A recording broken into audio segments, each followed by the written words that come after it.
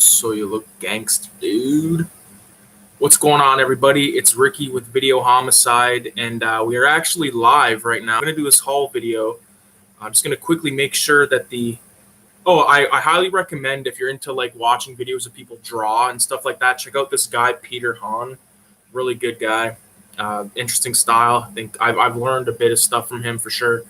I appreciate everybody for watching the channel and definitely watching the latest video. My painting is in this Lucio Fulci art zine. That video went up last night, and yeah, I'm super stoked. I still have yet to go through the books, but I will tonight. I'm just making sure that I got sound here. I will tonight. Okay, we're golden. Okay, so I went thrifting today with my mother, and we went out of town and hit up 3 thrift stores, and I scored pretty decently, I would say. Let me just have a sip of my marinara, whatever the fuck, reusable spaghetti sauce jar. I'm just gonna go ahead and grab some stacks. We're gonna start with, I guess, here's the horror stuff. I got some horror stuff, I got some gangster stuff, and I got some animation and one fucking western. Not big on buying westerns unless they're like spaghetti westerns or sort of good exploitation-y stuff. Because I do love Western films, movies like Good, the Bad, and the Ugly, obviously, Fistful of Dollars, Few Dollars More, which is a trilogy, Young Guns. There's tons, Hateful Eight, considered a Western, Django is considered a Western. There's lots of good Western flicks out there. But all these movies in this pile I've actually not seen. I've seen one of them. Okay, so we'll start off with this one. Which was $3 at the Goodwill. It's called The Haunted, and it is they are directed by the same, oh no, they're not directed by the same person. Oh wait, hold on. Yes, they are. Chang Wei-hao. I believe that these are Chinese films. The films are called The Tag-Along and The Tag-Along 2. So this is a double feature, okay? It looks pretty shitty, but it was the last place we went to, and I was like, you know what, I might as well check it out just to check it out, because it is Asian horror and it's cheap, and you never know with these types of movies. I would consider that the Asian shitty horror films are better than our North American shitty horror films by far. So it doesn't really, like, here's the synopsis on this. A mother goes in search of her missing teenage daughter after her sudden disappearance. She is told that her daughter was last seen in the company of a girl in red, leading the mother to attempt to unravel the mystery behind the girl. So, yeah, looks decent enough. 2 flicks for $3. I mean, you can't really complain at that price. This is a movie I wanted to watch when it first came out. Fucking taped up. Watch it be like the wrong movie. Nope, we're good. I wanted to see this movie when it first came out, but I never did check it out. And it is Brightburn. So this movie, as far as I remember, it was something kind of like Superman, but he was bad. So what if a child from another world crash landed on Earth, but instead of becoming a hero to mankind, he proved to be something far more sinister? With Brightburn, the visionary filmmaker of Guardians of the Galaxy and Slither presents a startling, subversive take on the radical new genre, superhero horror. Special features include filmmaker commentary, creating a new supervillain, horror hero, and quick burns. So a couple of little special features in there. I don't think there was any on The Haunted or Hunted. Nope, nothing. So I'm looking forward to checking this flick out. I remember hearing good things about it. It looks pretty trippy. I love like fucked up little creepy demonic children flicks. Speaking of a fucked up creepy demonic children flick, we got Deliver Us from Evil with Eric Bana. And I forgot to mention that this film was directed by David Yarovowski. It was written by Brian Gunn and Mark Gunn. It stars Elizabeth Banks, who I believe is Canadian, I want to say, but interesting stuff. So Deliver Us from Evil, this film I thought was a different film when I first picked it off the shelf. Maybe you guys can know what I'm talking about, but I'll read the synopsis on this real quick. A New York police officer, Ralph Starchy, begins investigating a series of bizarre and disturbing, inexplicable crimes. When he uncovers that the crimes are of supernatural origins, he must join forces with an unconventional priest, played by Edgar Ramirez, schooled in the rituals of exorcism to combat the frightening and demonic possessions that are taking over and terrorizing their city. Filled with action and thrilling suspense, the film is inspired by the book, which details Sarchi's bone-chilling real-life cases. It has a director's commentary, and it has a documentary, Illuminating Evil, Making Deliver Us from Evil. 118 minutes, directed by Scott Derrickson. So I'm into this. I thought that this movie was all about, corrupt priests doing very fucked up things. And I'm pretty sure there's a film with the same title that deals with more real horror. You know what I mean? If you know what I'm saying. But this says suspenseful, intense, and creepy. It's The Exorcist meets Seven. Okay, I will be the judge of that. I like Eric Bana. I will definitely check this flick out soon because winter is coming. Next we got, I'll save that one for last. This is another one that I wanted to watch when it first came out and I never got around to it. People that have watched my channel probably know I'm a big fan of Egyptian horror films, i.e. the Mummy films. We got The Mummy with Tom Cruise. So Tom Cruise, it's directed real quick by Alex Kurtzman. Tom Cruise stars in this spectacular version of the legend that has fascinated cultures all over the world since the dawn of civilization, The Mummy. Thought safely entombed deep beneath the desert, an ancient princess whose destiny has unjustly taken her from her is awakened in our current day. Her malevolence has grown over millennia, and with it comes terrors that defy human comprehension. From the sands of the Middle East through modern-day London, The Mummy balances wonder, thrills, and imagination. So, looking forward to checking this out. I know I heard that it was shit from certain people. It's 2 hours long. In terms of special features, we got Kurtzman and Cruise and Kurtzman conversation, rooted in reality, life in zero gravity, creating the plane crash, meet Amahet. I believe that's probably the Mummy in this film. Cruise in action, becoming Jekyll and Hyde, choreographed chaos, Nick Morton in Search of a Soul, reborn animated graphic novel, and feature commentary. So, this is what I'm talking about, man. Special features on DVDs really, destroy Netflix, and with cinema destroys them all, but a DVD or Blu-ray or 4K, whatever, or even VHS sometimes, the special features they are fucking worth a lot, man, because especially if you really love a film, like let's say you watch, just for instance, let's say you watch Jurassic Park on Netflix, right? You watch Jurassic Park and that's the end. Now, if you have the Jurassic Park DVD, it's probably loaded with features. I don't know why I picked Jurassic Park, but it's probably loaded with features, the making of different things, especially like if you're like a young kid and you're really into it, it'd be great because, people my age, like we had VHS tapes and DVD, but now kids have DVD, and kids back in the 80s, they just had VHS and stuff. So they never really got that good behind the scenes special features, unless it was like on a laser disc or it was like a TV special or something like that. But really looking forward to watching The Mummy. And then finally, I already own this movie, but it's sealed, and it's one of those thin case little cheesers. We got The Satanic Rites of Dracula, starring Peter Cushing and Christopher Lee. I believe this one is from the 70s, because Cushing looks pretty old in this one. There it is. In this 70s update of the classic Dracula story, Count Dracula, played by Lee, leads a satanic cult of prominent citizens intent on unleashing a mutated form of the plague. What the fuck? They spelled that wrong. Plague virus onto the world.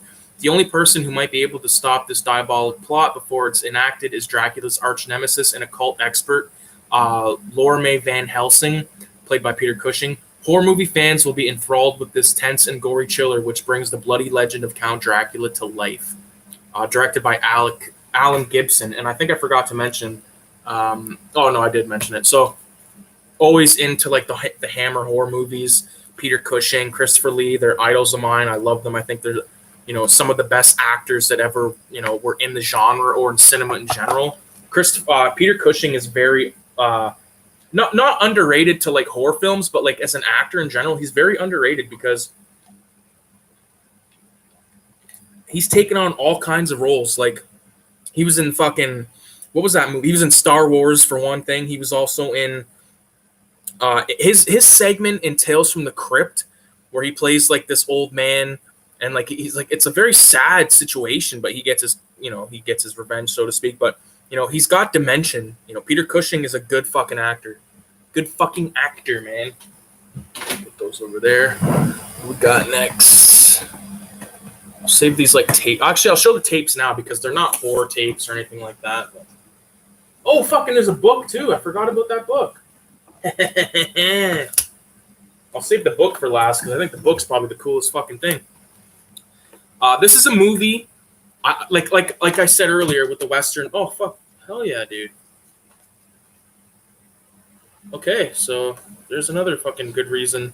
Like the thing is, I'm so far removed from buying VHS tapes that I actually forgot to search these VHS tapes to make sure that they were the right films, and that one is. Let's see if this one is. Yeah. These fucking old Disney ones, man, they have this smell that just reminds me of being a kid. Yeah, okay. We're talking business now. So all of these movies were 50 cents a piece, these tapes. So I mentioned Star Wars earlier, and this movie, directed by John Ford and starring John Wayne, The Searchers. Now, I've been told and led to believe that a lot of the, there's a lot of influence from this movie that went into Star Wars. And I'm looking forward to checking this out because, I've been critical on John Wayne films in the past, but I really want to give him the benefit of the doubt and check out some of the more heavy hitter flicks because he's been in a lot of movies, man. And, it's hard to separate the shit from the non-shit. But the thing I thought was cool with this was it has like the little, like shit like this that, oh, fucking badass. Look at, there's a little Mad Magazine. How do you do? But, just shit like this. Mail it in, get a free tape kind of thing. Get a free Mad Magazine. We got the get $5 back when you add this to special edition classics to your video collection. So we got Casablanca, The Exorcist, The Music Man, and The Searchers. And then this is a Warner Brothers picture. It has like a little like promo card or little lobby card, miniature lobby card. I know Enter the Dragon, the clamshell edition of Enter the Dragon put out by Warner Brothers has one of those as well. Pretty cool stuff. But yeah, I'll give this a shot. 50 cents. I was like, fuck, like, because I know the name The Searchers, and I'm willing to give it a how do you do, because I do love Star Wars as well, and I'd love to see. I've seen some screenshot comparisons, and it'll be interesting to check this out. But I'll read the back real quick. Working together for the 12th time, John Wayne and director John Ford forged The Searchers into a landmark Western, offering indelible image of the frontier and the men and women who challenged it. Wayne plays ex-Confederate soldier Ethan Edwards, a believer more in bullets than in words. He's seeking his niece, captured by Comanches who massacred his family. He won't surrender to hunger, thirst, the elements, or loneliness. And in his obsessive 5-year search, Ethan encounters something he didn't expect to find, his own humanity. Beautifully shot by Winton C. Hawk, thrillingly scored by Max Steiner, and memorably acted by a wonderful ensemble of Ford regulars. The Searchers endures as exciting entertainment and for influencing many Quest films that followed. With this celebratory new edition, take up the search. And here's an example of a VHS tape with special features. So, special features before the movie. All new documentary produced by Nick Redman. A Turning of Earth, John Ford, John Wayne, and The Searchers, featuring never before seen outtakes and home movies. Also the original theatrical trailer, and an all-new introduction by Patrick Wayne.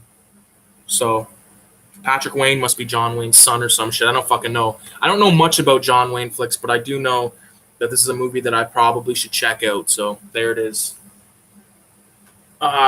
These next two movies, the animation portion of this fucking haul, it's not like heavy metal. It's not Akira or Cowboy Bebop or any fucking, thing like that, or any Ralph Bakshi, Fritz the Cat type shit. We got two kids movies. Now, this movie, I cannot begin to tell you how many times I've seen this as a kid. It's from 1988. and it is the Felix the Cat movie. Okay, dude, I'm telling you, I watched this so many fucking times back in the day, and I'm just like, I remember having nightmares of this movie for some reason, and I just really want to watch it again and see what the whole situation was. So, like I said earlier, man, like that smell, it's like when you smell an old comic book. You know what I mean? You get that fucking high in you. But Felix the Cat is a character, I believe, from like the 30s or maybe even earlier. But this thing says, follow the world's favorite feline on the life. Jesus Christ. Follow the world's favorite feline on the adventure of a lifetime. Over her kingdom, only the clever cat can rescue the princess now. With his trusty bag of tricks by his side, fearless. Oh, fuck. Look, like, this is all, it's all printed weird. Regardless, it's the Felix the Cat movie, for fuck's sakes. Like, what can you say? I'm going to check this out. Sometimes I like just putting on a movie like this in the background when I'm, like, drawing or, like, fucking around with the computer just to have something going. Because I think a lot of people my age, like, we need, like, that, like, multi, stimulatory or whatever, like, a lot of shit happening at once. It's hard to explain, but Felix the Cat, the movie, looking forward to watch that again. It's probably been over 20 years since I've seen that flick. Next is a movie that I know my girlfriend is always talking about. I haven't watched since it came out back in, it's got to be the late 90s, early 2000s. We don't get a year here. No year? Oh, I guess no year, but the movie is Mulan, and it's a Japanese, the Japanese princess of the Disney princesses. And I'll just give you a quick little read. Like, she's Chinese. Okay, it's a Chinese story, rather. Excuse me. Honored with legions of critical acclaim, Disney's 36th. So this is the 36th animated film. It seems like there was more than that before this, but anyways, animated masterpiece magically transforms an ancient Chinese legend into unparalleled fun and adventure that comes along but once every dynasty. Embraced for her lovable, spirited nature, Mulan is a young girl who doesn't quite fit into a traditional bound society. When the invading Han army comes charging over China's Great Wall, Mulan's aging father is ordered into battle to spare him from harm.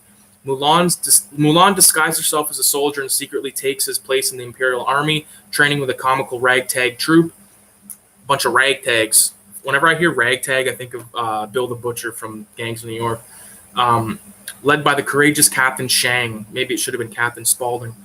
Never far away are Mulan's hilarious guardian dragon Mushu and lucky cricket Riki. But Mulan will need more than Mushu's razor-sharp wit to defeat the ruthless Han leader Shang Yu. Should have been Shang Tsung. Only by staying true to herself, she'll bring victory to her country, honor, and family. Blah blah blah. Yeah, I haven't watched this in a while. It'd be interesting to check this out because I love me some Asian folklore. And yeah, it's been so long. I know Kayla will be happy about that one.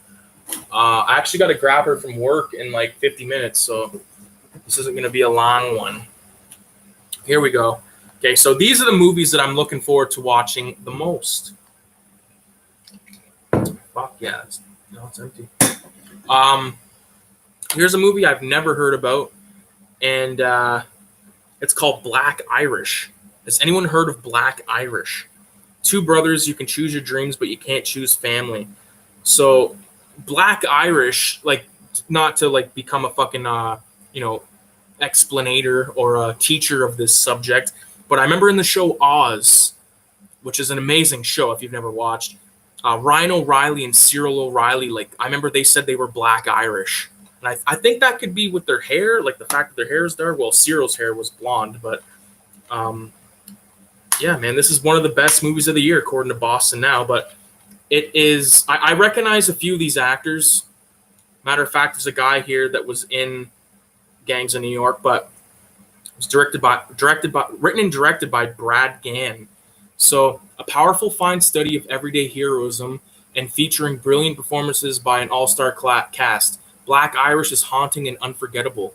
In South Boston, where Irish roots run deep and Catholic tradition reigns, two brothers face similar hardships but lead far different lives. While older brother Terry descends into drugs and crime, 16-year-old Cole vies to make the state baseball championships, but must struggle to withstand his brother's destructive influence. When the two inevitably clash in a life and death confrontation, family ties and futures are at stake.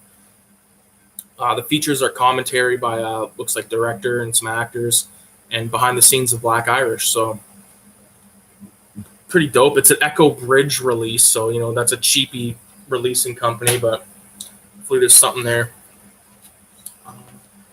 Another kind of, I believe this is another Irish gang one. This one is a Anchor Bay, and it's actually like in mint condition. I don't know what year this is from. 1979. Okay, so now we're talking. I love me some 70s flicks. This is directed by John Mackenzie, and the film is The Long Good Friday with Bob Hoskins and Helen Mirren. Explosive special edition, it says. So, Academy Award nominee Bob Hoskins delivers a ferocious performance as mobster Harold Shand, the all-powerful boss of London underworld. But on the day he was about to close the ultimate deal with an American crime family, Shand's empire suddenly and literally begins to explode around him. Who would dare to attack Britain's most ruthless gangster? How far will he go to find the truth? And what is this deadly secret behind the havoc of The Long Good Friday? Features include making of Long Good Friday, audio commentary with director, Cockney slang glossary, poster and still gallery, talent bios, bullshit like that. Nothing short of a masterpiece. Bob Hoskins makes Brando's Godfather look like Mr. Rogers. Okay, that's a bold statement right there. Well, when I think about it, what the fuck did Vito Corleone do in The Godfather? All the action that he does, in my opinion, all takes place in Godfather Part 2. But yeah, I'm looking forward to this. I didn't realize it was from 1979. Yeah, man, hour and 9 minutes, or 109 minutes. So what is that, like almost 2 hours? Just 10 minutes shy of 2 hours. So there it is, The Long Good Friday. Looking forward to that one. Here's like two totally cheesers, man. But this one I picked up because it was directed by Jama Fanaka, who I watched one of his films the other day, and the film was called Penitentiary. This movie is called Street Wars. Okay, it looks like a cheeser. It's put out by Blast Films. Street Wars, no right, no wrong, only power. So this looks like it looks good. Like all the screenshots in the back look pretty badass. It's like looks like some action's gonna happen here. But 17-year-old Sugar Pop is a Top Gun pilot at the elite Exeter Military Academy. Meanwhile, his brother Frank collects piles of cash as one of the most powerful drug lords in LA. Their lives have little to do with one another. However, after seeing his brother brutally gunned down by a rival gang, Sugar Pop feels his fraternal instincts kick in. He is set out to prove that even though Frank was a drug-dealing scumbag, he didn't deserve to die. Now Sugar Pop has organized an elite ghetto commando air force from Frank's men, vowing to turn the operation legitimate within 2 years. Sugar Pop, his warriors, and his urban aircraft have turned the City of Angels into a war zone. This looks fucking dope, man. That sounds awesome. Hell yeah. Package design from 2003. It doesn't really look like a 2003 film. It looks more like a 90s film, but fuck yeah, man. I didn't even notice that like fighter jet when I picked this up. Wow. We got an Ice-T double feature. Yes, we got Mean Guns and Corrupt. Okay? So Corrupt goes as followed. This is put out by Lionsgate, by the way. Lionsgate usually doesn't put out garbage. So, Corrupt. After decades of terror, two deadly street gangs reach the delicate truce, and young MJ, played by Silk the Shocker, sees a way out of the hood once and for all. Only Corrupt Ice-T stands in MJ's... Oh, Ice-T plays a guy named Corrupt. So Corrupt stands in MJ's way. Will he make it? Will the truce last? Oh, my God. Ernie Hudson Jr. is in this flick. Wow. So Mean Guns, the world's most dangerous... Okay, it says in quotations, 100 assassins, 1,000 guns, $10 million. The world's most dangerous criminals are summoned to a new prison on the eve before its grand opening by Moon, played by Ice-T. the ruthless leader of the world's most powerful crime syndicate. Chaos ensues when weapons and ammunition are passed around the group, including Lou, played by Christopher Lambert, also known as Raiden, begin their fight to survive. The last three men standing by midnight have been promised $10 million in cash by Moon, who watches from a surveillance camera as gunfire and bodies fly. Rivalries develop between friends, and the lines of loyalty are crossed as each criminal attempts to outwit, outrun, and outlive the other for the action-packed game of elimination. I think I've seen this. I'm pretty sure I've seen this flick. I remember back in the day there was like a bunch of fucking like shitty Ice-T films. Melissa Neal, did you get any horror DVDs or VHS? I did get some horror DVDs. I can show you real quick. No VHS tapes. Like the places I went to were kind of dry, but and these aren't exactly the greatest, but I'll run through them real quick. We got Satanic Rites of Dracula, the remake of The Mummy, Deliver Us from Evil with Eric Bana, Brightburn, and this double feature called The Haunted, but the movies are called the Tag Along 1 and the Tag Along 2. So there's that. There you go. But yeah, like, so I remember there was like a bunch of these shitty Ice-T films. Like there was one called Rhapsody, and there was another one I think he was in called I'm blanking. I'll have to look him up, but I just remember all these shitty Ice-T films, and you could like get them all the time from Walmart, like the fucking dump bin for like $2 or some shit. Those like thin case ones. There's another movie I'm looking for. I mean, I could probably go on eBay or some shit and find it for cheap, but it was called The Hip Hop Witch. I remember when I was a kid, I bought it thinking it was going to be a movie, but it was more of like this shitty documentary that was riding the coattails of Blair Witch Project. Fuck. I'm into this though. I'm definitely gonna watch Mean Guns because I'm like more than positive I've seen it before, and I think it was pretty like not the best, but oh fuck, here we go. Okay, so this is another thing about DVDs and shit from the early 2000s. We would get these booklets, these little catalogs with all the features. So what do we got? Nothing really good on that page. Nothing really good on that page. Bruiser, a film by George A. Romero called Bruiser. I've never heard of that. We got Carnival of Souls, Cube, The Doom Generation. I've heard of that. I've never watched it. Dead Alive, Death Wish fucking Part 5, which is always fun. Kids, which is another good movie. Kids is a really fucking twisted movie. If you've ever seen that movie Mid-90s, which just came out like a couple years ago. First, it was Jonah Hill's first his directorial debut. It was pretty good, but it was kind of like a watered down version of Kids. We got The Last On 2, Leprechaun. There's Mean Guns. Yes, a lot of these I've never heard of. Radical Jack. Return of the Living Dead Part 3, of course. Shark Attack 2. Looks like shit. Best of Chris Farley, best of Adam Sandler, blah, blah, blah. Oh, fuck.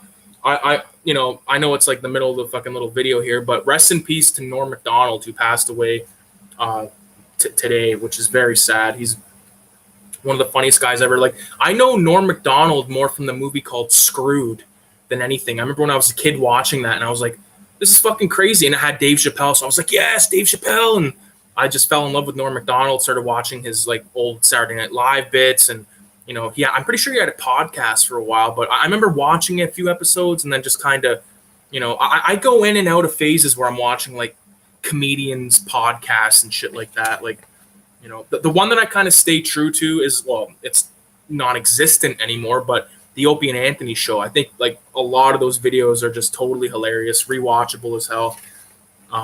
State Property is in this book. Actually, I think... Oh, no, it's not. Got Leprechaun box set, the best DVD horror. Oh, Urban Menace. Snoop Dogg, Big Pun, Ice-T, and Fat Joe. What the fuck? The Wrecking Crew. I remember that one. The Wrecking Crew with Snoop Dogg and Ice-T. Oh, yeah, man. Pretty dope stuff. I think this was like $2, so $1 a movie. Now, this is like the second last item, okay? Freak of Four. Hey, Video Homicide. Hey, Melissa Neal. I loved his news sketches on SNL. He will be greatly missed. 100%, 100%. It sucks because, you know, a lot of these like people, like, and he was 61 years old. Like, you know, I feel like the first time you see an actor or comedian or whatever it is, like, that's sort of like the image that you think of them forever. So like when I think of Clint Eastwood, even though he's an old man, like in his 80s or 90s now, I think of, you know, Blondie from The Good, the Bad, and the Ugly, you know, and it's crazy to see them like, you know, to see them old and like, you know, passing away and stuff, like George Romero. When I think of George Romero, I think of that special edition VHS tape that had the flip cover. That was an Anchor Bay release. And there's a photo of George Romero in there. And like, that's who I think of him. And then when you see like how he looked in his later years, it's just like, damn, dude, like, it's crazy. Like the icons are dropping like flies. It's sad, but it's life. So this was like I said, this is the second last item of this haul, and it was $5. So this is Mobster Movies. Okay. And it's got 8 feature films. They look like crap, to be honest with you, but a lot of them are from like the 30s. So that gives me hope because, you know, the 30s did mob movies really well. Excuse me. I know that my buddy Danny B from the Trash Dash is right into all this kind of stuff. Fuck, this thing won't go back in. I'm going to destroy this. My $5 Mafia box set. Okay. So in this box set, we got Escape by Night, which is from 1937. A group of gangsters running from the long arm of the law take refuge in an isolated farmhouse occupied by an old blind man and his faithful dog. Eventually, the gang leader tells the rest of the gang to come out of hiding, but their experience with the elderly farmer has had a profound impact on them. Consequently, they turn the mob boss into the police and leave their criminal lives behind. Well, they just fucking gave me the whole goddamn movie. That's so true about age. They are frozen in time in your mind. They are. Gang bullets. Big Bill Anderson is a mob kingpin that's as ruthless as they come. Run out of one town by the law, Anderson simply moves his empire to another. Authorities are frustrated and unable to detain any solid evidence to lock him up. So DA Dexter Wayne orders his assistant John Carter to go undercover and get the inside scoop on Big Bill's dirty deeds. So that's from 38. Another one from 38 here, Gangster's Boy. Larry Kelly, a popular high school honor student, goes from golden boy to outcast when rumors begin to fly that Larry's father is a former mob man. Suddenly, Larry's friends won't have anything to do with him, and the town turns hostile towards the Kellys. Shunned and despised, Larry and his father embark on a harrowing journey to convince the cynical community of their goodness. I don't know about that one. The Racketeer. Oh, what's this? This is from 1930. Rhonda Philbrook makes a deal with the devil in the form of a slick-talking NYC mob mogul. If she agrees to marry him, he'll give her the money she needs to help down and out concert pianist Tony Vaughn return to the stage. Complications arrive on the eve of the wedding. However, when the piano player confesses his love to the bride, love that she returns. That sounds like if it was like actually with the devil, then I'm into it. But this other one's blocked by the sticker, but I believe it's the Babyface Morgan film. Looks like we got one called Boss of... Oh, that one's also from 42, by the way. Boss of Big Town is from 42. Gangs, Inc. 41. Lady Gangster from 42. Like, these movies are probably so goddamn god-awful, but, you know, I got to at least check out... I'll check out, like, 2 of them, and if they're trash... I want to check out the ones from the 30s, because, like I said, man, the 30s did a lot of... really insane and impressive things in terms of cinema. Like, you know, I wrote a paper once called, I forget what it was called, but it was all about 1931, which is like one of my favorite years of film. And it has, you know, Frankenstein, Dracula, Little Caesar, and Public Enemy. Like, that year was stacked. So, all right. And the last item, I got to get going here in about 15 minutes because I got to pick up Kayla. But this is a book that costs $2.50. And it is like a beautiful, like, faux leather-bound book. It's Edgar Allan Poe's Tales of Suspense, put out by Reader's Digest. And in it, we got a collection of his short stories. What the fuck does that say? Anyways, it's got The Pit and the Pendulum, The Fall of the House of Usher, The Murders in the Rue Morgue, The Oblong Box, The Cask of Amontillado, The Purloined Letter, The Gold Bug, Berenice, The Premature Burial, A Tale of the Ragged Mountains, William Wilson, Morella, The Facts in the Case of M. Valdemar, Hop Frog, The Telltale Heart, The Imp of the Perverse, Mentzingerstein, can't really pronounce that word, The Black Cat, The Mask of the Red Death, and An Afterword. So for $250, man, like, come on. It's so hard to like get me to read an actual novel these days, but you know, short stories I'm always into because you can consume them in like a half an hour. Edgar Allan Poe, nice. These movies are probably trash, but I'll check them out. Like I'll probably check like one of them out. Like I said, like maybe the one from the 30s.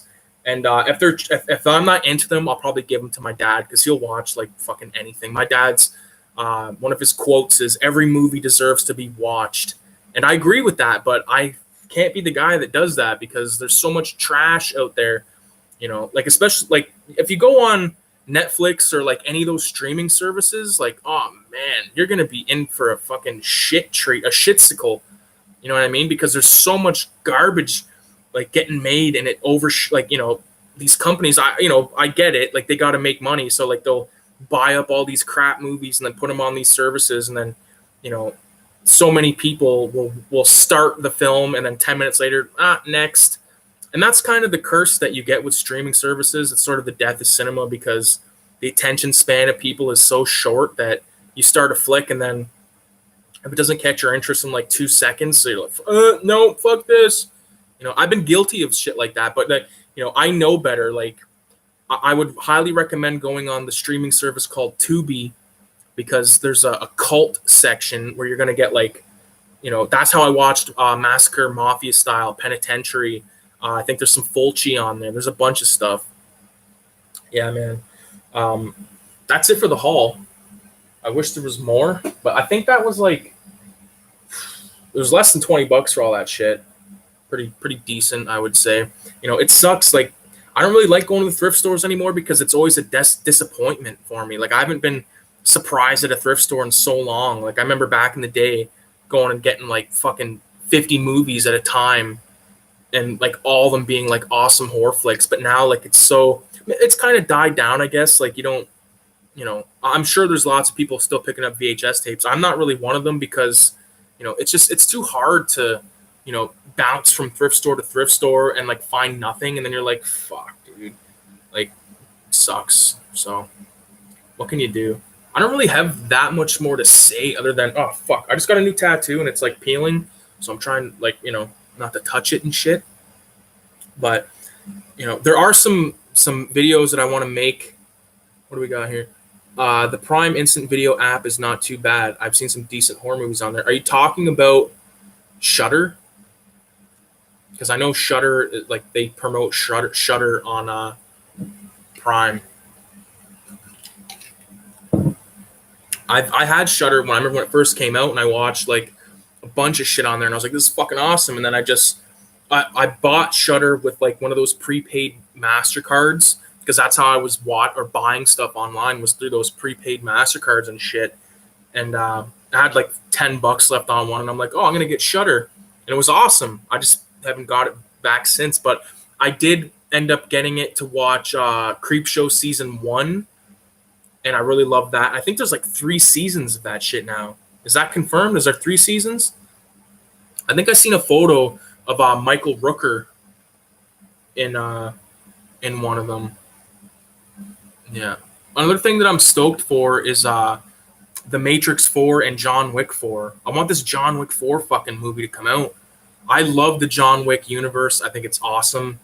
I love Keanu Reeves. I think like, you know, a lot of even like me and Kayla were watching Point Break recently, and we were like, dude, like he's not a good actor in those movies. Like Keanu Reeves is rarely a good actor, but I just feel like in John Wick he's just badass. And in that trailer for Matrix 4, like that shit looks good. People are talking crap about it and all this and that, and like there's not Morpheus and there's not this and that, and it's like, fuck, man, it's got Neo, and it's like, we're gonna see what happens. All right, that's the fucking thing. Trailers are another ruiner of movies because everyone's like, oh man, let's fucking show every single good part of the film in the trailer. Why? No, just the regular app. I do not have Shudder, but I'm quite familiar with it. I have to check out the John Wick movies. Dude, check out the John Wick movies. They're fucking sweet. They're sweet. I'm telling you, the first one alone, first one's definitely the best one. But, like, if you look at it as a fucking franchise or a series or whatever, it's so good. Highly recommend that shit. Highly. What's another good little how do you do? I'm stoked for what the hell's it called? Many Saints of Newark. I'm stoked for Halloween Kills. Like, there's a lot of movies coming out that I'm hyped for, but unfortunately, I've watched the trailers, so I fucking know everything that's gonna happen in Halloween Kills. Just like in that other Halloween movie that came out in, like, what was it, 2018? Where, like, that fucking scene where the teeth fall, that should have not been in the trailer, because that was such like a holy shit moment for me. I was like, I remember seeing it in the trailer and I was like, that's pretty crazy. And had I not seen it in the trailer, when I saw it in the theater, it would have fucking blown my balls off a little bit more. You know what I mean? It's malarkey. I can't believe I've been going for fucking 41 minutes here. I pretty much got to end this because, like I said, I got to pick up Kayla, and then I made a pot of chili, which smells delightful. All right, I'm not going to lie. But I do want to go live again, hopefully, over the course of the week. And I'll definitely, put out a notice in advance just to give people an opportunity to, know that it's going to happen. But, my birthday is coming up soon. It's actually on the 25th of September, but we're going to be celebrating my birthday on Saturday. And I'm stoked for that. I'm really stoked for that because, I'm going to be 29 and hopefully have some fun. I'm probably going to eat an edible. My brother just got his first car, and I'm definitely going to make his ass drive me to the venue of the party. Even not a venue, but you know what I mean, like the person's fucking apartment. So I definitely appreciate you guys for stopping in and leaving some comments. That's pretty dope. That's what, the comments thing, like, really make these things a little bit more fun when I don't have anything to talk about. Like, this case I had the haul to show, but whenever there's like a bunch of, or whenever I have nothing to talk about or no one to feed off, it kind of sucks. Like, I remember one night I started to stream, it was like ridiculously late, and I was like expecting there to be like, at least like a couple of people pop in and just be like, hey, fuckface or anything like that, but it didn't happen. So I ended up, deleting it and shit like that. But I definitely want to post some more art videos as well because I've been painting a lot, and like I was going to record some of the painting, but I felt like it was going to take away from the actual painting, because like when I paint, it is sort of like a therapeutical thing. And when I'm like fucking worrying about like, my camera only records in 20-minute increments at a time. So it's like, dude, this is like too much bouncing around bullshit. And sometimes I'll paint for like fucking 2-3 hours. And it's fun. But yeah, anyways, thanks for stopping in, you guys. And with that being said, adios. There'll be more videos coming soon, more live streams, all that kind of shit. Leave a 666 in the comments. Yeah, thanks for stopping by.